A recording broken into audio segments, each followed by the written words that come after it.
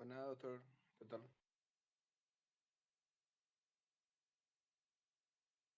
Recording in progress. Hola, hola, ¿cómo estamos? Buenas ¿Todo tardes, bien? doctor. ¿Todo bien? ¿Todo bien? Feliz día, chicos. Feliz día. Gracias Gracias, todo igualmente, doctor. igualmente. Gracias. Me gusta eso igualmente. Bueno. La clase hoy no es larga, entonces vamos a esquiar rápido, que es la parte de vías nerviosas. De repente, eh, más allá de compleja, de repente un poco, hay muchos detalles, porque obviamente aquí englobamos todo lo que vimos hasta ahora. Entonces, es importante, obviamente, por eso siempre dejar esta clase por último, porque vamos a tocar hablar de estructuras que ya vimos, entonces queda más fácil comprender. De hecho, que cuando yo estructuré nuestro programa de clases, justamente lo estructuré de una manera de que vayamos llegando al tope y que después al final sea mucho más fácil entender. Por ejemplo, la última clase que va a ser todo lo que sea drenaje venoso y irrigación arterial. Entonces ya vamos a tener todos nosotros la parte estructural, entonces es mucho más fácil entender después las relaciones. La anatomía no es difícil, sino que a veces se estudia mal nomás, no se estudia de manera ordenada. Entonces ahí de repente parece más difícil lo que habitualmente es. Bueno, entonces hoy vamos a hablar de las vías nerviosas. En este caso vamos a, nos referimos exactamente a lo que es las vías. Buenas tardes, Emilio. Justamente a las vías ascendentes y descendentes. Lo que tiene que quedar claro es que las vías ascendentes son aquellas que recogen información de la periferia. De la periferia significa fuera del sistema nervioso. Puede ser desde músculo, puede ser desde la piel, ¿verdad? Desde los órganos. Y esa información es recogida en este caso, por los nervios sensitivos, ascienden por la médula espinal y van a alcanzar los distintos niveles superiores dependiendo de cuál función tiene esa información. No toda información que se recibe se hace consciente, eso es importante entender, sino que va a depender de lo que uno busca con esa información, los distintos niveles a quienes alcanza. Y luego tenemos las vías que van a descender, que son normalmente respuesta a esa información que llegó. Entonces, las vías descendentes traen una respuesta a la información que subió. Y esas vías descendentes, no todas son conscientes también. ¿Ok? Ay, no sé qué significa esto. Vamos, ya. Ok. Bien. Entonces, un esquema para repasar un poco de los fascículos que vamos a ir viendo. Principalmente en azul están todos los fascículos ascendentes, que son aquellos entonces que van a llevar información. Podemos también decir que son la parte sensitiva. El grácil, el cuneiforme, eso ya habíamos visto cuando hablamos de tronco, ¿verdad? Estos son fundamentalmente de la vía sensitiva. Vamos a ver después que cada uno tiene un núcleo propio, ¿verdad? El grácil, que tiene su núcleo a nivel vulvar, así como el cuneiforme, que también se le llaman los núcleos de Gold y Portage. Luego tenemos los tractos o los haces espinotalámico. El espinotalámico es el que va a llevar principalmente la vía o la información que se va a hacer consciente, que significa que es aquella información que va a subir y va a alcanzar la corteza sensitiva primaria, ya en el giro postcentral. Y después tenemos los haces que no necesariamente se hacen conscientes, como el espino cerebeloso, el espino tectal, que lleva información que más que nada son información necesaria, por ejemplo, en el caso del espino cerebeloso, de repente para corregir la postura, y eso no necesariamente es consciente, ¿verdad? El espino cerebeloso, como su nombre lo dice, va al cerebelo, entonces participa mucho en la vía de la propiocepción, que es la identificación de las relaciones del cuerpo humano entre sí. Por ejemplo, la propiocepción le envía la señal al cerebelo de que mi rodilla derecha está doblada. Eso no necesariamente yo me hago consciente, ¿ok? Sino que es una información para que el cerebelo pueda enviar una respuesta y corregir de repente la postura. ¿Mm? Esa es la propiocepción. La propiocepción. Muy bien. Luego tenemos lo que serían las vías descendentes, que son aquellas que van a traer justamente la respuesta a la información de lo que subió. O sea que en realidad lo que subió va a generar una reacción en los distintos niveles que corresponde y a partir de ahí la respuesta va a venir. La respuesta que viene puede ser una respuesta consciente, o sea que es una respuesta eh, que llegó, ¿cómo le digo? Que llegó a la corteza sensitiva primaria y a partir de sus conexiones la respuesta baja desde la corteza motora primaria, o sea, una respuesta consciente. Ahora, también vamos a ver lo que se llama el arco reflejo, que es cuando la respuesta motora es inconsciente, que es, por ejemplo, normalmente es una respuesta de evasión, qué sé yo, te tocas, sin querer tocaste fuego, la plancha, por ejemplo, que es un clásico. Yo no sé si ustedes planchan, yo plancho mi ropa. Eh, Feliz aquel que no le toque planchar, esa es la parte más aburrida del día para mí. ¿Y qué ocurre? Puedo tocar la plancha y antes de que se haga consciente del dolor, pues ya retiraste el miembro. Ese es el arco reflejo. Entonces, antes de que se haga consciente, el organismo, a través de una conexión monosináptica que vamos a ver después, ya hace la evasión del miembro evitando una lesión mayor. Y después tenemos otras vías descendentes que también son inconscientes, como el rubro espinal y el retículo espinal, que con el vestíbulo espinal van a hacer la parte de coordinación de movimientos. Ellos se encargan de coordinar que, por ejemplo, cuando yo quiera flexionar un músculo, su músculo antagonista, que es su extensor, se inhiba, entonces haya movimientos coordinados. Cuando se pierde esa coordinación, bueno, y se pierde todos los movimientos, y empieza un síndrome que se llama el síndrome extrapiramidal. Y la vía córtico-espinal es la clásica vía piramidal, que es la vía motora consciente, voluntaria, fina, como quieran llamarle, porque es la actividad motora que yo puedo controlar y que me permite los movimientos finos y los movimientos más elaborados, como por ejemplo escribir, ¿verdad? Operar, eso todo es gracias a la vía piramidal. Y recordar que las neuronas, sus cuerpos neuronales, se van a alojar en el centro de la médula en forma de astas, ¿verdad?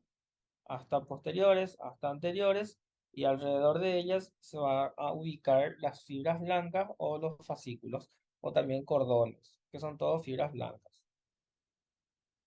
Entre las fibras blancas vamos a tener nosotros distintos tipos de fibras, pero principalmente vamos a tener fibras mielínicas, por eso tiene ese color blanco. En su mayoría van a ser fibras rápidas, que significa que la información va a subir rápida y la respuesta va a bajar rápida. Esas son las fibras tipo A o tipo alfa. Luego tenemos las fibras lentas, que son las tipo C, que son aquellas fibras más lentas donde la respuesta viaja a una menor velocidad y la información sube a una menor velocidad. Eso también explica, por ejemplo, el dolor.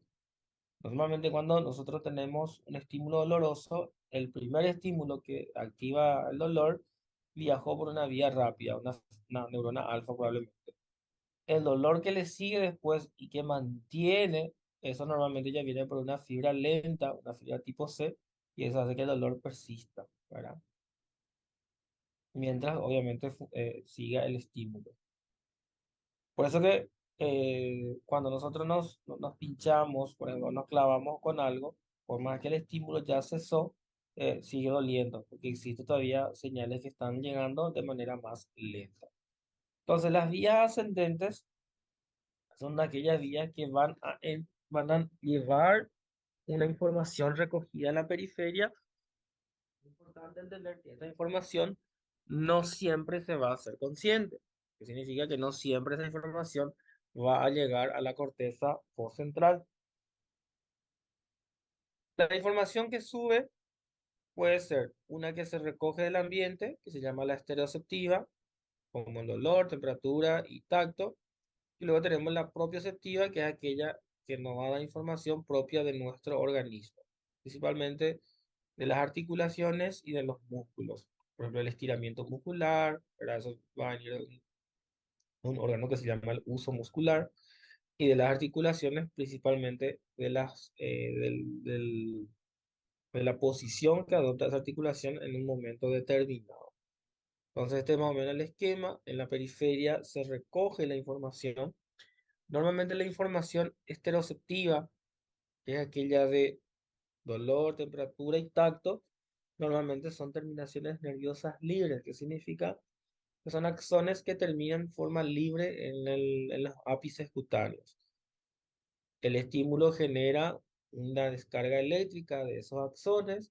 Esa descarga eléctrica en forma de potenciales de acción viaja por los nervios raquídeos hasta que a nivel de la médula espinal, esa información, en este caso esa señal, toma un camino. Cuando es una información sensitiva, el camino que toma es la raíz posterior, hace contacto ahí con la primera neurona, que es la neurona que se encuentra en el ganglio de la raíz posterior. A partir de ahí ingresa por el asta posterior. Dependiendo de la vía que va a ascender, esa vía puede cruzar al lado contralateral o no, vamos a ver después, no todas cruzan. Y a partir de ahí ascienden y van a alcanzar los distintos niveles dependiendo de la información que va a subir. No toda la información se va a hacer consciente, sino que va a depender del tipo de estímulo que llegue.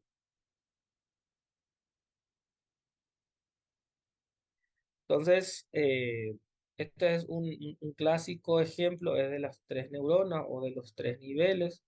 La neurona de primer orden es cuando el axón que recogió la información de la periferia alcanza al nervio raquídeo, en el caso, en el ganglio posterior. Ahí hace esa primera sinapsis, entonces esa es la primera neurona o la neurona de primer orden. A partir de ahí, esa neurona ingresa a la médula espinal, ¿m? Hace sinapsis con el asta posterior y ahí en el asta posterior se encuentra la neurona de segundo orden. El axón que se genera de la segunda neurona cruza, normalmente, es lo que la mayoría de las veces ocurre, cruza al lado contralateral y luego asciende. Y a nivel allá arriba, dependiendo de dónde alcance, hará contacto con la tercera neurona que normalmente está en el tálamo, en este caso en su porción sensitiva, que es la porción ventral. ¿Ok? Eso es lo que normalmente ocurre con las vías ascendentes. Y obviamente que existen adicionales que se pueden enviar al cerebelo, que van a ser información que van, y otras que van al sistema reticular, que van a encargarse de, acuérdense que el sistema reticular, que ya vimos nosotros en tronco, ¿se acuerdan? La sustancia reticular en el mesencéfalo, en el puente, la sustancia reticular, que es una red de neuronas que forman unos núcleos.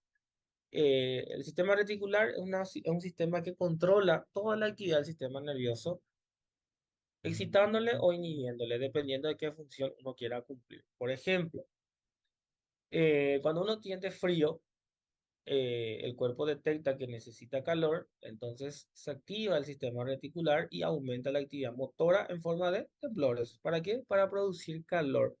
Entonces, es una manera de que el cuerpo, a través de una información que no es consciente, porque nosotros no solemos controlar el temblor, es una información que viene desde el hipotálamo.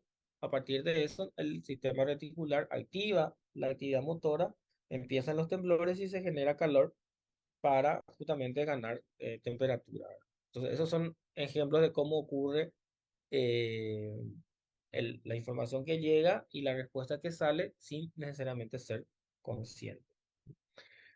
Vamos a hablar de las vías del dolor y temperatura que se hablan juntas porque prácticamente viajan por el mismo haz, eh, tienen la misma terminación, solamente que de repente en la médula espinal tienen una pequeña variante en cuanto a su posición, pero básicamente viajan juntas. Está de más decir que la temperatura, dependiendo del tipo, el estímulo que llega, incluso puede generar dolor.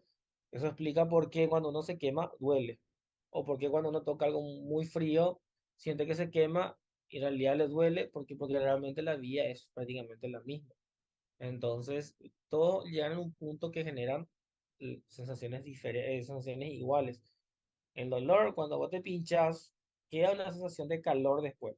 ¿Por qué? Porque prácticamente viajan por la misma vía. ¿Ok? Entonces, por eso se genera esa información similar, vamos a decir, ¿verdad?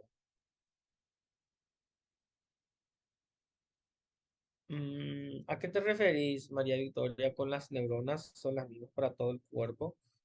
¿En cuanto a las terminaciones te referís o en cuanto a la corteza?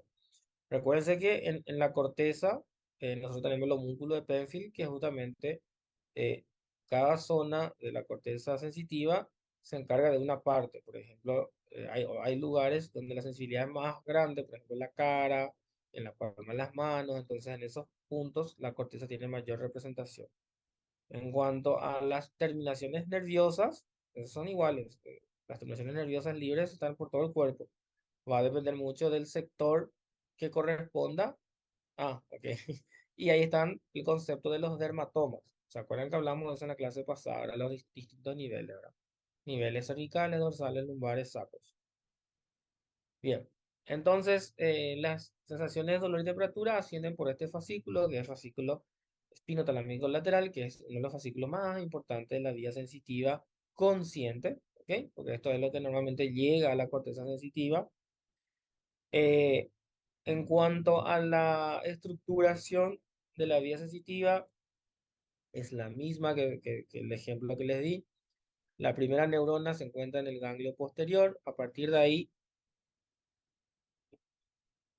acá, llega la información, hace contacto aquí. La primera neurona. Esta neurona recibe la información y ella detecta que es una información de calor. Entonces le envía al, al asta posterior del mismo lado, porque entra por el mismo lado, hace sinapsis. Esta neurona que se encuentra en el asta posterior detecta que es una información que tiene que hacerse consciente. Entonces cruza al lado opuesto y asciende por el cordón blanco lateral. ¿Ok? Asciende, llega hasta el tálamo en la porción ventral donde hace sinapsis con su tercera neurona y el tálamo detecta que esa es una señal que tiene que hacerse consciente. Entonces envía a través de la cápsula interna por la corona radiada y alcanza la corteza sensitiva primaria dependiendo de la zona que corresponda, ¿verdad? Cara, mano, etc. Entonces, esto es la estructura de cómo ocurre el ascenso de la información en el haz espinotalámico lateral. Y bueno, los axones que ascienden van a formar un cordón grueso que se conoce como el fascículo posterolateral de Lissauer. Este nada más porque están aglomerados varios cordones. Entonces, en cuanto a la distribución del calor y temperatura, las fibras de dolor se encuentran por delante de la temperatura. Por eso que hablamos de que están pegados, prácticamente son la misma vía, solamente que en cuanto a los axones que agarran, bueno, el dolor se ubica por delante de la temperatura, el resto es igual. A nivel vulvar se van a acoplar otros fascículos y van a formar el lemnisco espinal, que también se le conoce como el lemnisco lateral, ¿verdad? Eh, a nivel del tálamo van a alcanzar la tercera neurona y a partir de ahí, brazo posterior, corona radiada, corteza sensitiva primaria. ¿Ven cómo es más fácil hablar de esto si ya vimos todas las otras estructuras? Porque imagínate que tengo que explicar qué es corona radiada, qué es cápsula. Es mucho más fácil entender esto una vez que ya vimos todas las otras estructuras. O por lo menos en mi percepción, ¿verdad? Ustedes me van a decir si les parece más fácil así.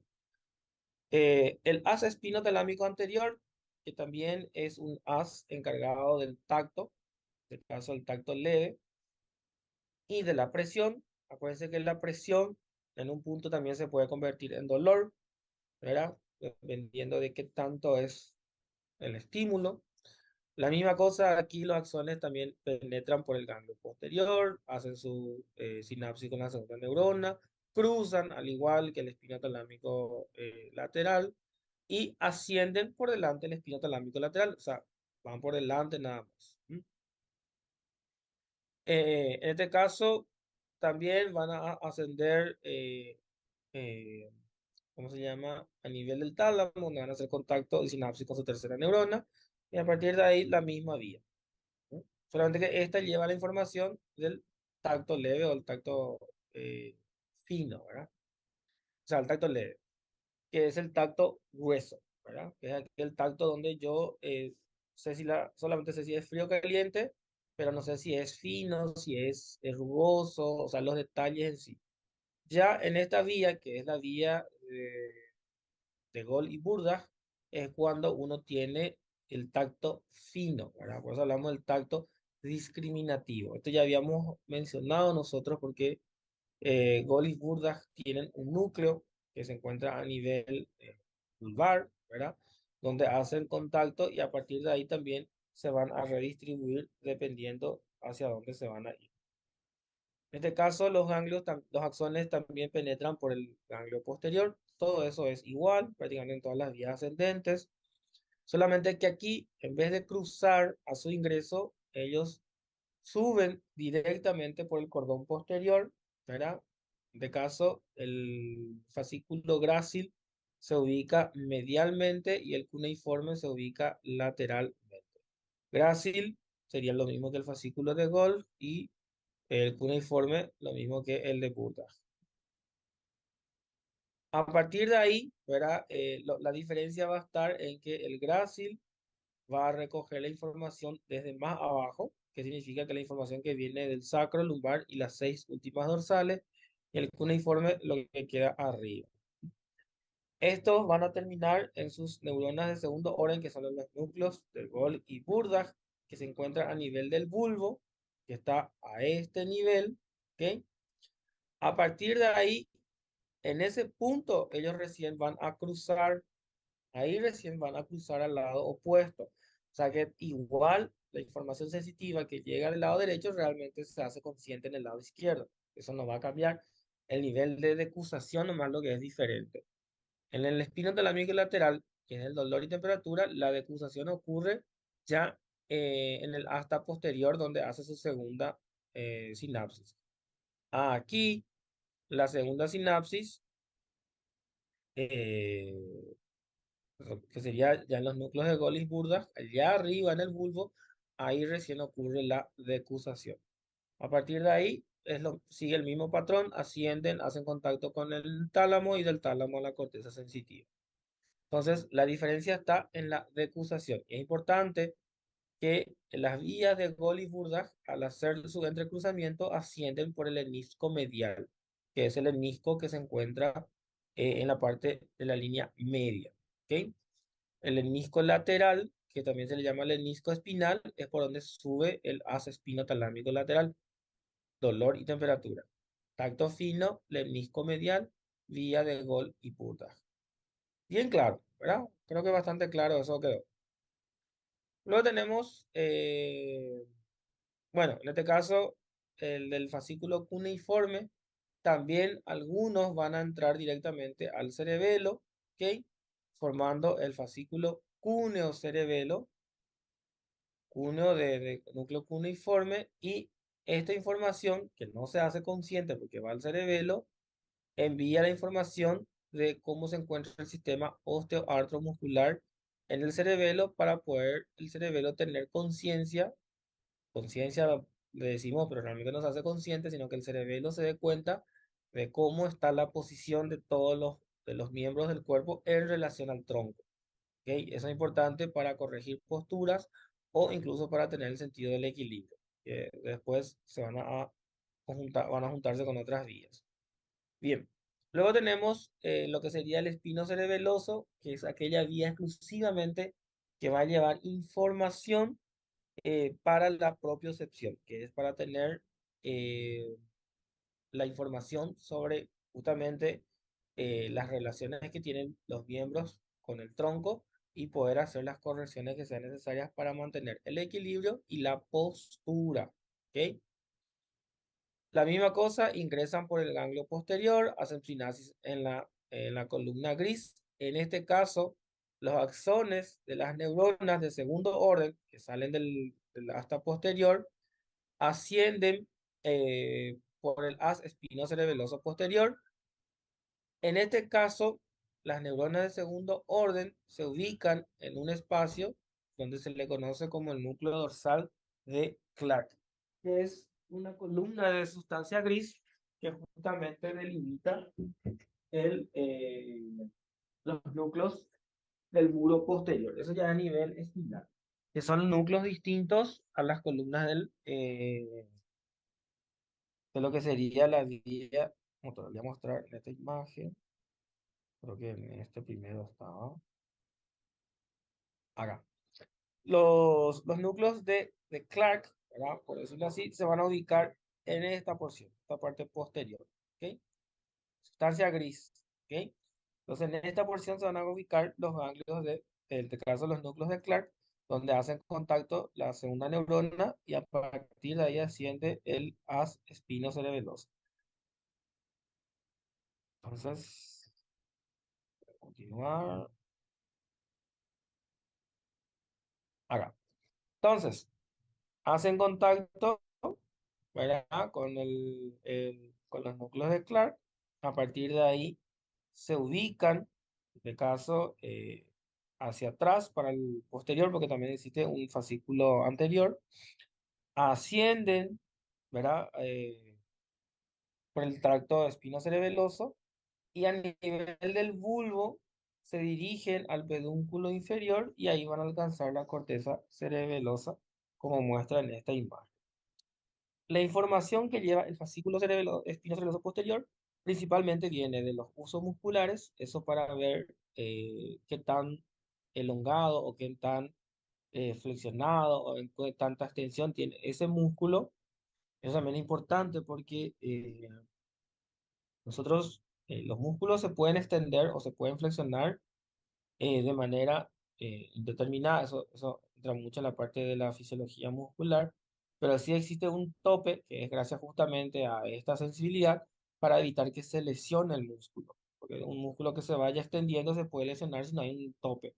Entonces, eso también ayuda a justamente cuando se detecta que el músculo se está extendiendo más allá de lo habitual, envía una señal para que haya un tope. Eso normalmente ocurre gracias al sistema reticular. Recuerden que el sistema reticular es el encargado de inhibir o excitar la respuesta del sistema nervioso y eso permite las correcciones tanto de los movimientos como de postura.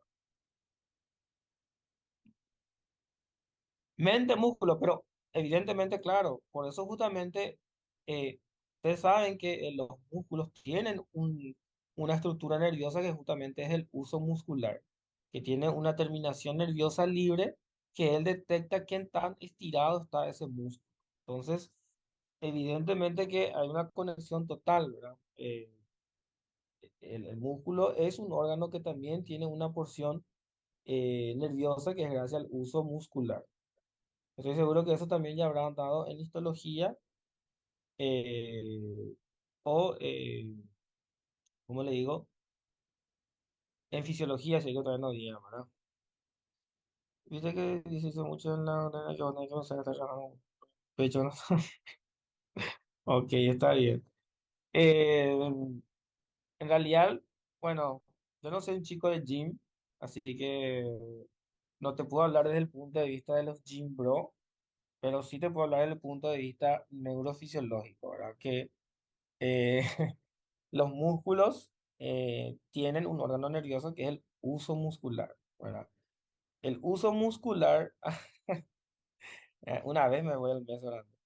El uso muscular se encarga de detectar justamente para evitar el estiramiento progresivo y excesivo de los músculos. ¿Qué es lo que ocurre normalmente? O sea, ¿cuál es el concepto que ustedes tienen que entender por fisiología? Algo que yo escucho mucho en el gimnasio de gente un poco ignorante, ponerle entre comillas, es que dicen que al músculo hay que lesionarle para que crezca. No. No hay que lesionar el músculo. Si vos lesionas el músculo, se genera eh, metabolismo anaeróbico, ácido láctico, inflamación, duele. No, es por ahí el camino. Cuando vos querés el famoso al fallo, cuando es, no sé si es eso, pero yo ya escucho eso, ¿verdad?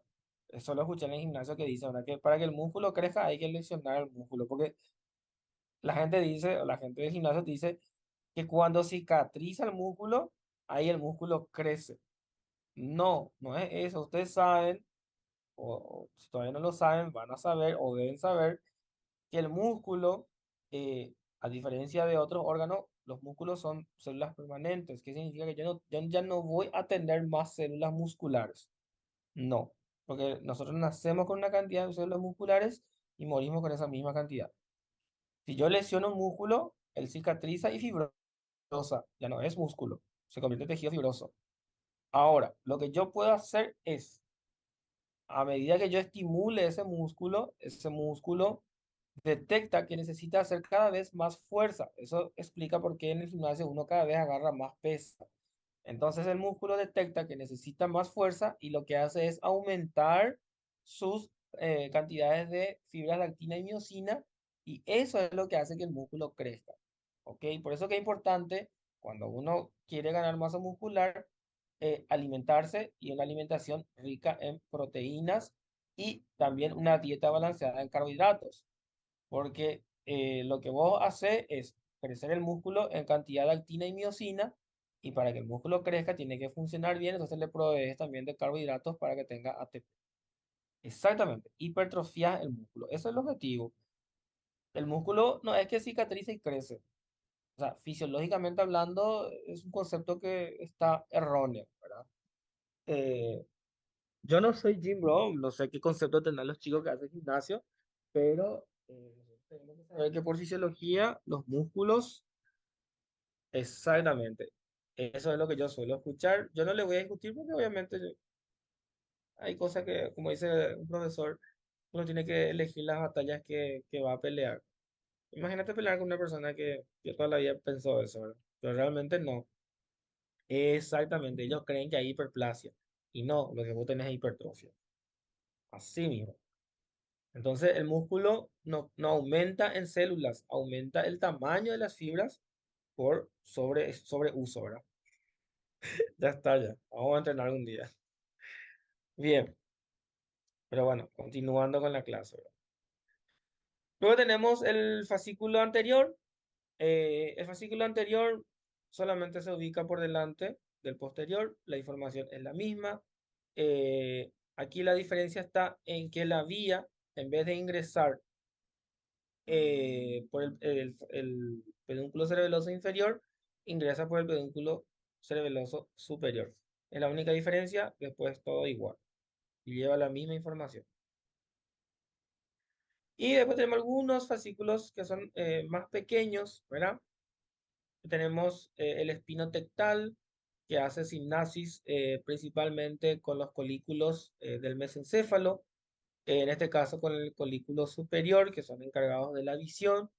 Y aquí es muy importante porque el espino tectal envía información sobre la posición del ojo y de la cabeza y mediante él permite generar, por ejemplo, respuestas de reflejos. Vamos a ver después que existe una vía descendente que es la córtico tectal justamente, que su función es, se envía la información sensitiva de la ubicación del ojo y la cabeza y dependiendo de lo que esté ocurriendo a nuestro alrededor, uno genera reflejos. Por ejemplo, le entra eh, exceso de luz, hace movimientos de evasión, o ve que un objeto va a colisionar contra la cabeza, hace un movimiento de evasión. Son reflejos automáticos que no necesariamente se hacen conscientes al instante, sino que se hacen conscientes después. El espino reticular, ya hablamos, la formación reticular se encarga principalmente de inhibir o excitar a la actividad muscular. Le di el ejemplo del frío, ¿verdad? El frío es una información que llega por las terminaciones nerviosas, alcanza al hipotálamo, que es el centro termorregulador, y el hipotálamo envía una señal al sistema reticular para generar una respuesta motora, que serían los temblores, para generar calor. Acuérdense que la actividad muscular genera calor. El espino olivar lleva información al cerebelo desde los órganos cutáneos y propioceptivos, esto principalmente de la piel, más que nada. En cuanto a las respuestas de las vías espino-olivar, es discutible, la corteza córtico-olivar es discutible si existe o si existe o no una respuesta a eso, ¿verdad? Las vías descendentes generalmente asociamos como las vías que traen una respuesta. Podemos también llamarle las vías motoras, porque casi siempre hay un órgano efector, o sea, un órgano que va a llevar a cabo una función. En este caso, el orden de las neuronas es diferente, porque en el otro, la primera neurona se encuentra en el ganglio. Aquí, la primera neurona se va a encontrar en la corteza, ¿verdad? O de donde nazca la respuesta. En el caso de la vía piramidal, la respuesta, que sería la corticoespinal, la respuesta nace en la corteza cerebral, en este caso en la corteza motora primaria en el área precentral. En este caso, vamos a tener el concepto de las motoneuronas inferiores y las motoneuronas superiores. La motoneurona superior son todas las neuronas que envían su respuesta y están por encima de la médula espinal. Puede ser del sistema reticular, puede ser del cerebelo o como puede ser directamente de la corteza motora primaria, que es la respuesta motora consciente y voluntaria. Y la motoneurona inferior es la neurona o la última neurona que se encuentra en el asta anterior, que es la que va a enviar el axón que va a llegar hasta el músculo o la articulación para generar el movimiento que uno quiera. ¿Mm? Entonces, dos conceptos. Motoneurona superior es de donde parte la respuesta y la motoneurona inferior es de donde sale el axón que va a llevar la información hacia el órgano efector, sea músculo, sea articulación. Entonces, la primera neurona nace aquí en la corteza, en este caso en la corteza motora primaria, vamos a hablar del ejemplo que es el córtico espinal, que es la vía piramidal. A partir de ahí, la primera neurona desciende por la corona radiada, cápsula interna, ¿ok? Se aloja o se ubica eh, en el asta anterior, porque acá, acuérdense que el asta anterior es toda la motora. ¿Mm? En en el asta anterior, a partir de ahí va a descender, donde va a alcanzar el nivel que corresponda. Si es, por ejemplo, el lumbar, bueno, el nivel lumbar hace sinapsis con el asta anterior y del asta anterior nace el axón que va a llegar finalmente al músculo. Entonces tengo primera neurona, segunda neurona, que es a nivel del cordón gris anterior, y la tercera neurona que ya va a dar el origen al nervio periférico. ¿Ok? Entonces, a partir de ahí, obviamente llega al músculo, en este caso a la placa motora, que es la unión músculo-axón. Este es cómo ocurre la vía córtico-espinal o la vía piramidal. Y el detalle más importante es que la decusación, o sea, que el intercruzamiento de esta vía ocurre a nivel vulvar, que es la decusación de las pirámides. 90% decusa a ese nivel, el restante lo decusa a nivel espinal. O sea que en conclusión, 100% de la vía termina decusándose.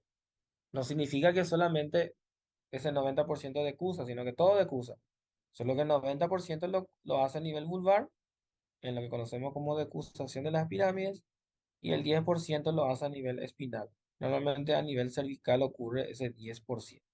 Entonces, el córtico espinal o la vía piramidal como tal, que es la vía motora consciente, vamos a resaltar que es una de las más importantes.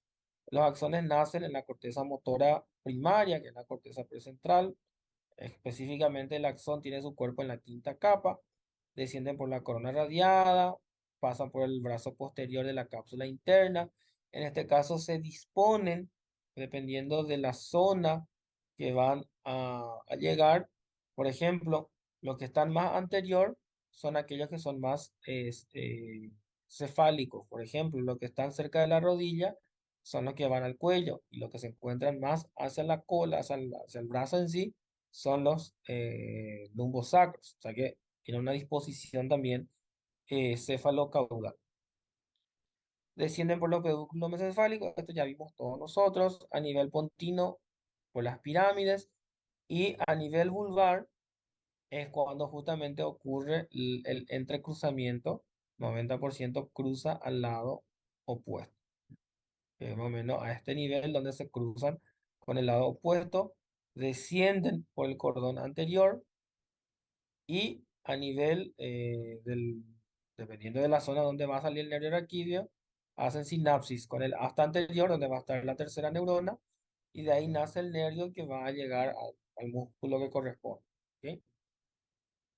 Por ejemplo, a nivel C6 nace el del nervio mediano que va a la musculatura distal de la mano, por poner un ejemplo. ¿Mm? Entonces, luego de la decusación, ingresan en el cordón blanco lateral, ¿verdad? Que se encuentra en la parte anterior y lateral.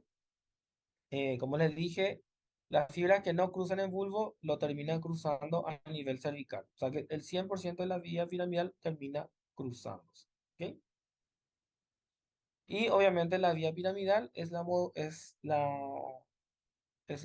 la motilidad o la movilidad voluntaria consciente, que permite los movimientos finos, todo. Todos los movimientos que ustedes se pueden imaginar conscientes lo hace la vía piramidal.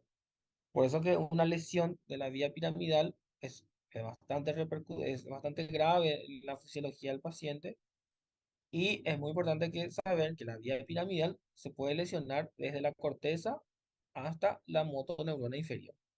Y en todo ese trayecto corresponde a un síndrome, que es el síndrome piramidal, que es cuando hay lesión de la vía piramidal y que normalmente se traduce con debilidad o con parálisis de un músculo. Por ejemplo, si se lesiona a nivel cervical, dependiendo del nivel que se lesione, puedo tener cuadriplegia o cuadriparesia, que eso afecta la movilidad de los cuatro miembros.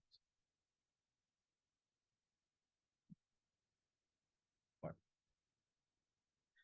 el retículo espinal, esto ya habíamos hablado justamente, le di el ejemplo del hipotálamo, para que detecta el frío, envía una señal al sistema reticular para que genere respuesta motora, aumente la actividad motora, y con eso nosotros ocurre el temblor que genera calor. ¿Sí?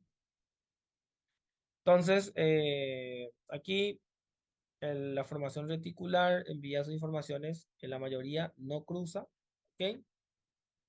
Esta vía tiene su origen en el sistema reticular, pontino principalmente y también vulvar. Entonces voy a tener una vía retículo espinal pontina y una vía vulvo retículo espinal porque nace a nivel vulvar. Van a descender también por el cordón anterior y lateral. Acuérdense que todo lo que es posterior es sensitivo y todo lo anterior es motor. ¿Mm? A nivel medular, penetran en el cordón gris, pudiendo inhibir o activar la función motora. Como les dije, el clásico ejemplo es el temblor durante el frío. Y esta es una respuesta motora involuntaria, que significa que no es consciente. El tecto espinal es una respuesta que se genera por la información que llega por la vía espinotectal. ¿Ok? Espinotectal sube y la tectoespinal envía la respuesta, principalmente en los movimientos posturales con respecto a los estímulos visuales, que ya estuvimos hablando de eso. Obviamente que todas estas vías son inconscientes, que significa que no se hacen conscientes. La rubra espinal, bueno, aquí sí es importante, porque la rubra espinal, su origen está en el núcleo rojo, que es el mesencéfalo, ¿ok? Ellos cruzan la línea media y descienden por el cordón lateral. El núcleo rojo, a su vez, va a recibir impulsos desde la corteza cerebral, del cerebelo y también de los núcleos de la base. Su función es coordinar los movimientos de flexión y de extensión. ¿Para qué? Para que cuando yo tenga que flexionar una mano, la musculatura extensora o la musculatura antagonista se inhiba. Porque ¿qué pasa cuando no se inhibe? Ocurre el temblor, pero el temblor esencial, el temblor en reposo. ¿Por qué? Porque no hay coordinación entre flexión y extensión. Entonces, cuando se afecta esta vía, el núcleo rojo, la vía roja, es cuando ocurre la enfermedad de Parkinson, ¿ok? Y eso genera los temblores justamente en la enfermedad de Parkinson, porque se pierde esta conexión, se pierde esta regulación de la función agonista y antagonista y se generan los movimientos en reposo. Y esto, como les dije, una vía no consciente y importante para la práctica de la vida de ustedes. A la vía córtico-espinal se le conoce como vía piramidal. Cuando se afecta esta vía, que es la única vía motora consciente, tenemos el síndrome piramidal. El resto de las vías, retículo espinal, tecto espinal, rubro espinal y la vestíbulo espinal, corresponden al sistema extrapiramidal. ¿Por qué? Porque no son de la vía piramidal. Y cualquier afectación en estas vías, tenemos el síndrome extrapiramidal. Y dentro de los síndromes extrapiramidales, el síndrome más característico es la enfermedad de Parkinson, que es justamente la afección del fascículo rubroespinal. La, lo que yo siempre digo y resalto de lo lindo de la neuroanatomía es que nos da para separar de la fisiología y nos da para separar de la clínica. Así o sí terminamos hablando. Entonces, a pesar de que aquí estemos hablando de anatomía, pero hablamos de función y terminamos hablando incluso de las clínicas, es para que justamente la comprensión sea total. Estos términos de síndrome piramidal y síndrome extrapiramidal son síndromes de las vías motoras, ¿ok? El síndrome piramidal es de la vía córtico-espinal, que es la vía voluntaria, y la extrapiramidal es el resto, que son todas involuntarias. Pregunta de examen, ¿eh? Estas son todas preguntas de examen. La vestíbulo espinal me parece que es una de las más interesantes, una vía bastante compleja, porque la vía, o sea, realmente la vía inicia en el núcleo vestibular que se encuentra en el piso del cuarto ventrículo. Ya vimos nosotros eso, el área vestibular del piso del cuarto ventrículo, que normalmente se encuentra entre el puente y el bulbo. Este núcleo recibe información adicional del cerebelo, ¿ok? Y recibe información súper importante del oído interno, de caso de los conductos semicirculares. ¿Por qué? Porque los conductos semicirculares a través de la endolinfa van a permitir conocer la posición que tiene la cabeza de acuerdo a los movimientos que generan estos conductos, o sea, lo que genera el movimiento del líquido dentro de estos conductos semicirculares. El movimiento de ese líquido es lo que va a permitir conocer la posición de la cabeza. Y esa información va a llegar justamente al núcleo vestibular que se encuentra en el piso del cuarto ventrículo y a partir de ahí va a llegar la información que va a descender por el fascículo vestíbulo espinal para justamente facilitar la actividad extensora e inhibir la flexora. ¿Para qué? Para justamente mantener el equilibrio del cuerpo. Nosotros, cuando nos mareamos, cuando uno se marea y se cae, es porque justamente esta vía no funcionó de manera adecuada, no pudo inhibir a la función flexora, se flexiona el miembro, se cae el paciente. Sin embargo, cuando este sistema ocurre de manera, o sea, actúa de manera adecuada, uno tiene control de la actividad flexora mediante la activación de la actividad la actividad extensora, entonces el miembro se permanece de pie y no se cae el paciente. O sea, es increíble la información, cómo se va a generar a partir de órganos incluso que uno cree que no tienen nada que ver, pero realmente sabemos nosotros que el oído interno a través de sus conductos semicirculares y el cerebelo se encargan de la postura y de la coordinación de los movimientos y la postura es gracias a la vía vestíbulo espinal. ¿Ok? ¿Quedó claro?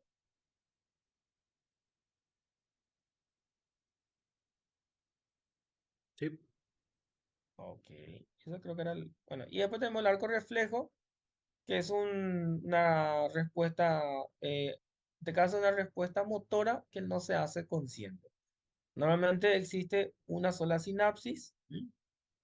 En este caso, le da el ejemplo, por ejemplo, del martillito, ¿verdad?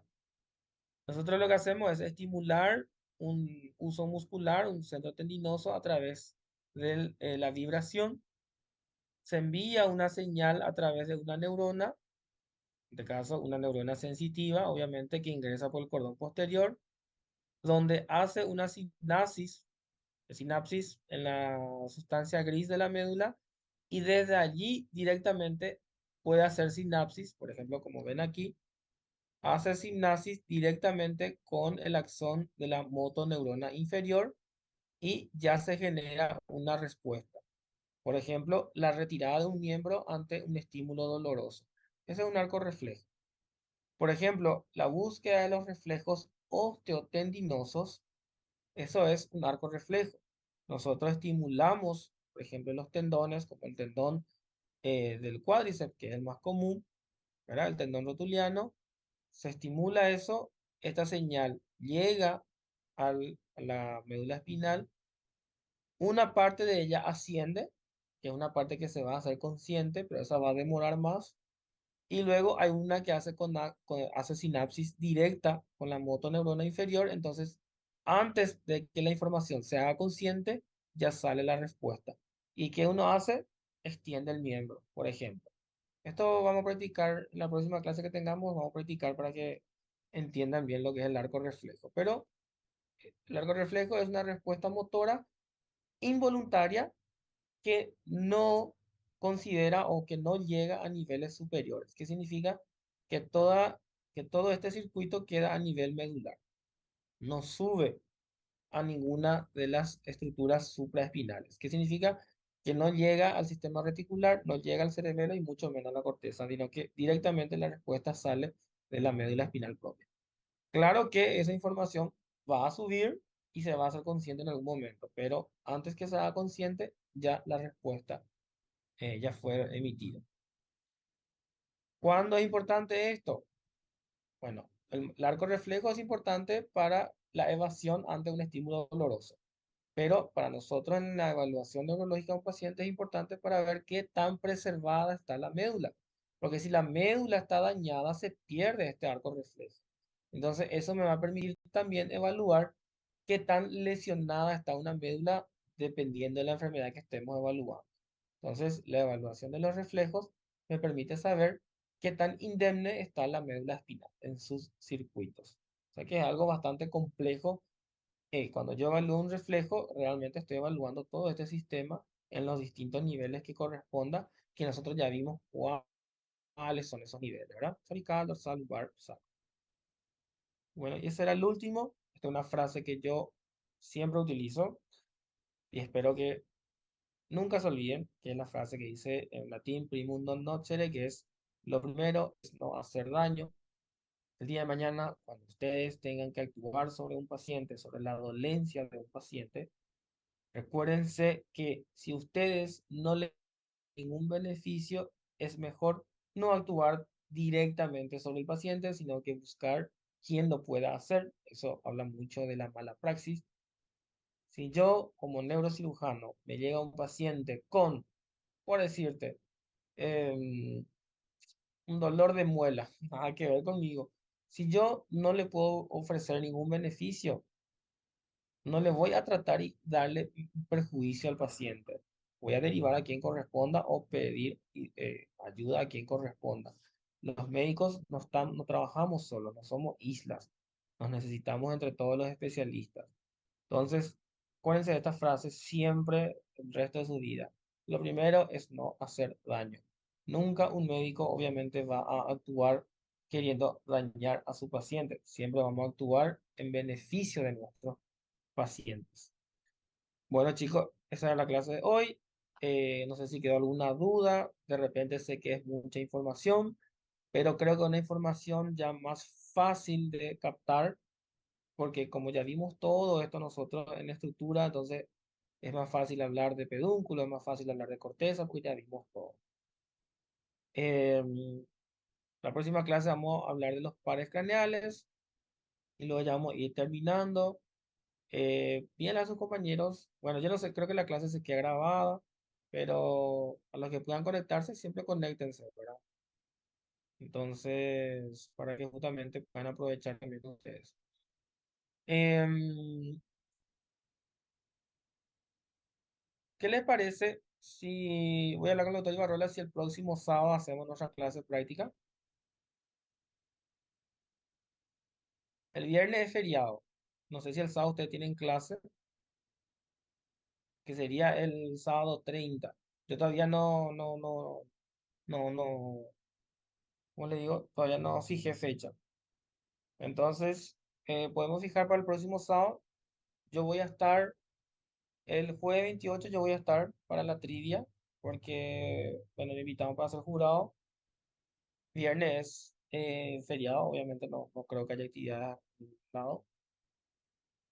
Y en todo caso, sábado podemos dar la clase, si es que les parece. O damos la clase en octubre, que sería el miércoles 18 de octubre, también puede ser.